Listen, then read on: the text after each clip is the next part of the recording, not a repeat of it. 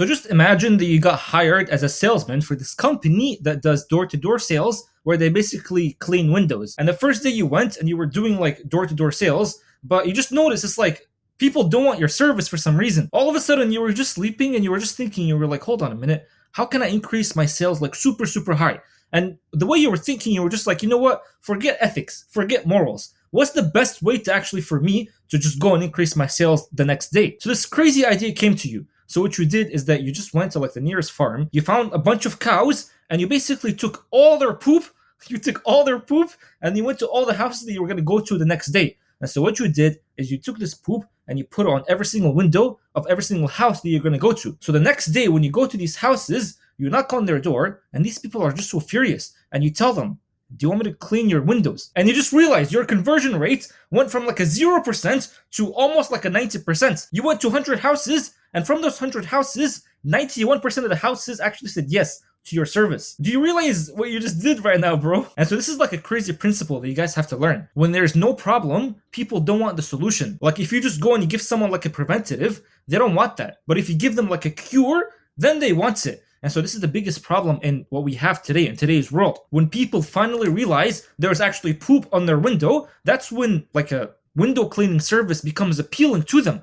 That's when they actually take out their money from their pocket and they give it to the salesman. So do you realize what I'm trying to say here? Your body, your whole body is just a business. So let me tell you where this whole thing actually started. So I already talked about it in a different video where I was like, this little choid right here, this old man right here, he basically said he doesn't want a nation of thinkers, he wants a nation of workers. So what happened is this guy created like a whole system to basically indoctrinate the education system. So you would see people like as soon as they grow up, like literally as soon as they grow up, they put them in like this school system where it changes their beliefs. Not only does it change their beliefs, but it actually instills beliefs into them of like a worker. What that does is that as soon as the people graduate, first of all, they have a big fear of making mistakes. All they know is just how to follow instructions, not how to create instructions or how to actually live their life on their own terms. No, but to actually only follow instructions. They learn that they're only supposed to be taking tests by themselves. You can't be working as a group. You only work as an individual only. And the sad thing is that they learn that there are no right multiple answers. There's only just one right answer. So when these people graduate, sadly,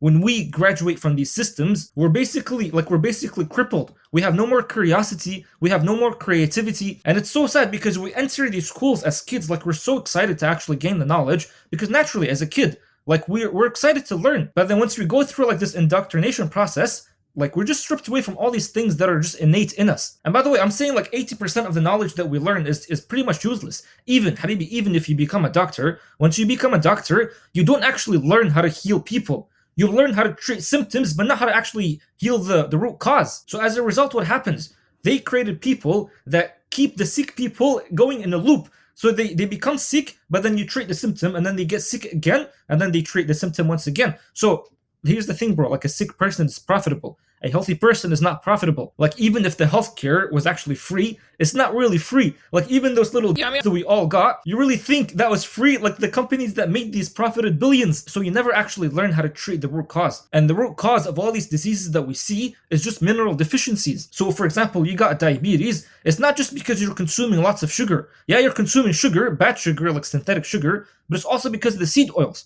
And the only cure for that is just to fix your minerals, bro. And bro, it's actually so sad because I went to university for biomedical science. I was supposed to actually learn like how to heal people and all that stuff, but I didn't. As soon as I actually finished school, that's when I started realizing, I'm like, bro, like healing is not something complicated. It's easy. So it's really sad is before this guy like basically infiltrated the whole medicine field, the whole medical industry, people used to actually get their medicine from natural things from the earth, where they would actually heal mineral deficiencies. And as a result, like we don't have as many heart attacks as we have right now. But what this guy did is basically he put a bunch of money to infiltrate this whole system. So this whole thing about like healing with herbs and all that turned into like the alternative. It's not the real thing. Now it's becoming an alternative. And what this guy added is all this like petroleum-based drugs where it's super addictive and it doesn't really heal the actual root cause. And that creates more sick people. And as a result, like people keep relying on these things. So what I'm trying to say is like the society, the way it's programming you is through all these things. And then also what's sad is that even when you listen to the media, all they put in the media, like even the music, is just fear and anxiety. So when people are constantly living in fear and anxiety, like what are they actually doing? You're only living because of the fear of the future, and you're living because of the regrets of the past. So people actually start to forget about about the present moment. They forget about like their true divinity, their true reality.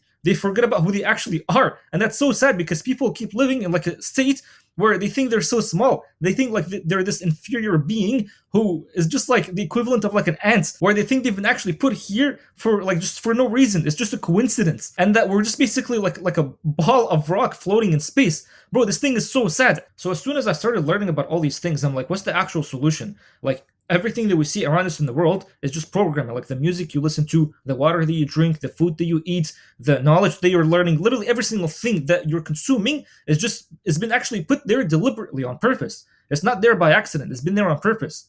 And all of it is just for you to forget about who, like your true reality. To forget about who you truly are, bro. But then once you actually like get out of that state, once you look at the world for what it actually is, like you just get so much power. It's actually unbelievable. So let me show you what I've been learning. And by the way, I know it's been a while where I haven't actually made like an e-commerce video or a how to make money video, but bro, it's just these things that I've been learning. I just want to share them. It's so beautiful. So let me show you this first thing. So, and by the way, bear with me. Even if you guys are not Muslim, like actually pay attention. So this right here says, indeed, in the creation of the heavens and the earth and the alternation of the night and the day are signs for those of understanding. So I'm pretty sure if you're a Muslim, you've actually read this. You've read this a million times. But the other day I read this and I was like, I just started thinking, I'm like, what does it mean by like the creation of the skies and the earth? There's actually signs for those who have understanding. So when you actually read the Quran, what the Quran actually wants you to do is every time you read it, you start thinking, not unconsciously think, but like consciously think, like actually use your brain to see like what's Allah saying here. So I read this and then I came across this other ayah, this other verse right here,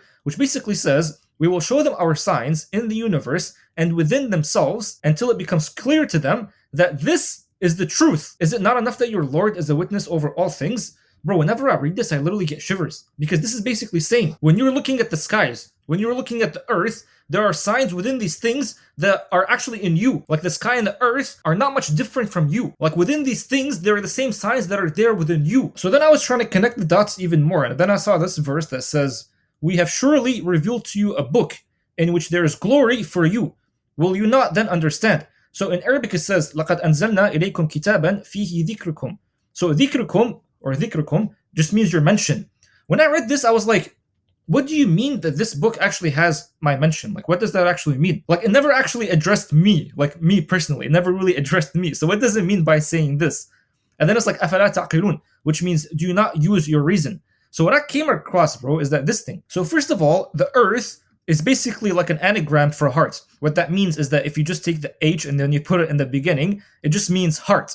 So the earth is technically your heart. So basically when you're looking at the earth, you can technically look at that and just compare that to the heart. Like they're basically synonymous. So then I was looking at this like this frequency chart right here with the colors. I'm pretty sure you guys have seen this, which basically means if it's here, that means like the frequency is super high.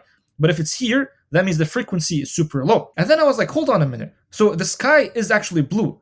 So this is blue, and then as soon as blue finishes, green comes. So the earth is actually green, which is pretty interesting because if you think about it, like the more down you go, like obviously we usually represent hell as like red. So I'm like, this thing is so synonymous of like what we actually live. And so this right here is just basically a screenshot from one of the books of Joe Dispenza. And he was talking about how if you reach like a super high frequency, well, that's when you experience bliss or freedom or love. And then if you reach like a low frequency, that's when you experience things like lust, pain, suffering, and all that stuff. And by frequency, if you want to think of another word, just think of feelings or emotions. So whenever you're feeling like, for example, gratitude, like your frequency is super high. And whenever you're experiencing, for example, like anger or lust, then your frequency is super low. So the lower your frequency becomes, the more you actually become matter. But the higher your frequency becomes, like the more you become the light that you are. And then here, this is another ayah that basically says, and in the heaven is your provision and whatever you are promised. So if you just literally translate word for word, it says, and in the sky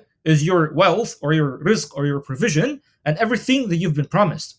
And bro, like, connect the dots with me a little bit. If you're feeling bliss, if you're feeling freedom or love or joy and all that stuff, what is that synonymous with? It's synonymous with the sky. Because if you go back to the frequency stuff, blue is for sky.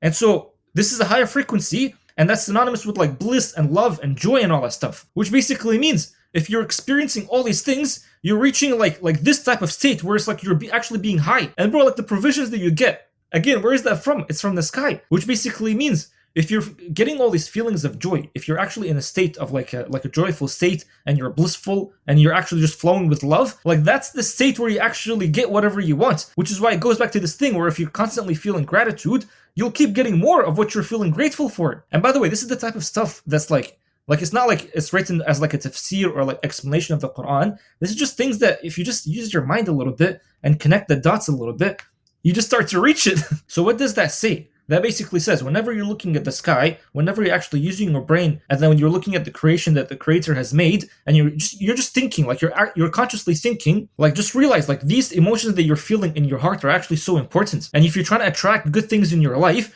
then you actually have to become the good thing first. If you're trying to attract, like for example, wealth, then you have to become the wealth itself. And you'll actually notice like this is super powerful. Like, do you really think someone who dies and their whole life they're just living in shame or guilt, do you ever think that they can actually reach heaven?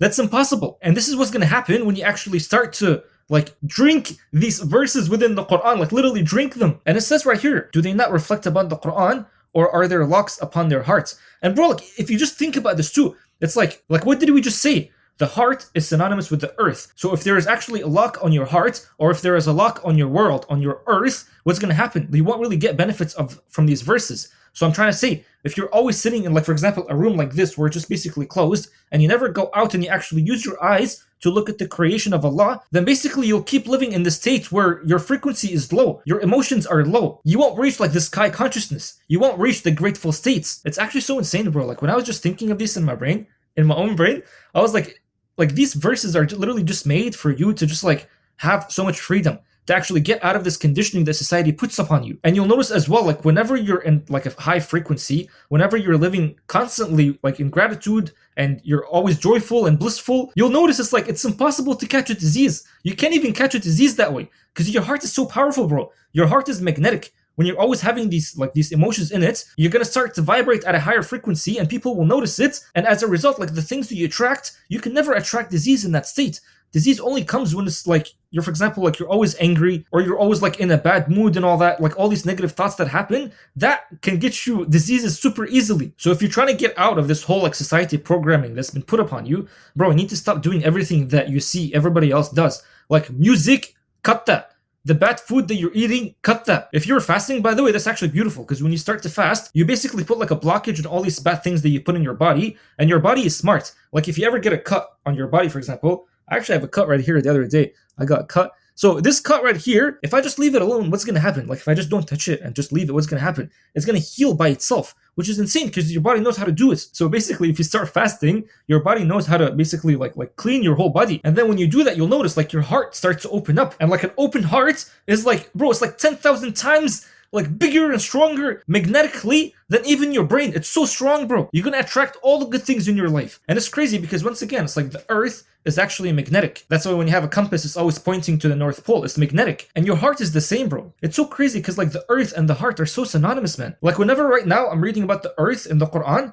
or I'm reading about like the heart in the Quran, I'm like, it's talking about the same thing. And do that, you'll notice like it's actually insane. And again, like when it's saying right here, and in the sky is your wealth and whatever you are promised, what does that actually mean? Once again, the sky is when you're super grateful. It's when you're blissful. It's when you're joyful. And then when you're in that state, what's going to happen, bro? Again, like that's why they say like before you enter heaven, you're supposed to clean your whole heart. You can't enter heaven even with like an ounce of hatred or an ounce of negative feelings. You can't do it. You can't enter like that. So all these verses in the Quran, it's like, Habibi, all of it is literally talking about you. Like, indeed, we have sent down this book to you. In it, there is your mention. So will you not reason? It's actually insane, bro. So another thing is to actually clean up your whole diet. You can't be eating bad stuff anymore, man, because that actually like ruins the heart. It's exactly what those people that are trying to program you want. So the solution for that, like in an ideal world that I want to live in, so I'm trying to create trying to live in a place where I basically have one good wife and then 12 kids, and basically like just living spring water right near me where I can just harvest it whenever I want, and just like raising my own animals in like a halal way where I get their raw milk and just like raw unheated honey, and then just a bunch of fruits and vegetables, not broccoli or kale, like all that fake stuff, but like actual fruits and vegetables that come from the ground. And just like that type of life is so much more beautiful than anything else they say, where it's like, oh, materialistic stuff. That life is so beautiful. And so that's the ideal life that I'm trying to live. I don't know if I'm ever going to reach that, but that's the goal. And one last thing, if you're trying to like raise your vibrations and all that, I once read in the Quran where it's like Prophet Moses, where when he was like super desperate and he escaped Egypt, basically he was sitting under a tree. He was sitting under a tree, and then he saw like these people who were like trying to like water their goats and stuff. And then he helped the girls, and then he went back under a tree, and then he basically got married to that next girl. So I'm like, I was thinking of that, and I was like, okay, it's not an accident that Allah wanted to mention that Musa was actually sitting under a tree. There is obviously something like magnificent in sitting under a tree. And so what I realized is that literally, bro, sitting under a tree, like it's gonna increase your vibrations like so fast.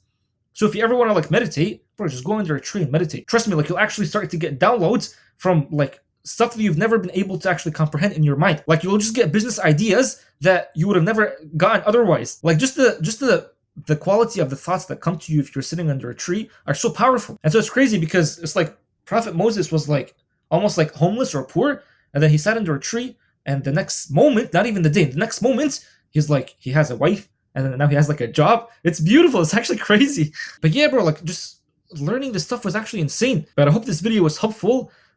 After this video, I'm just gonna go sit under a tree, man. So take care.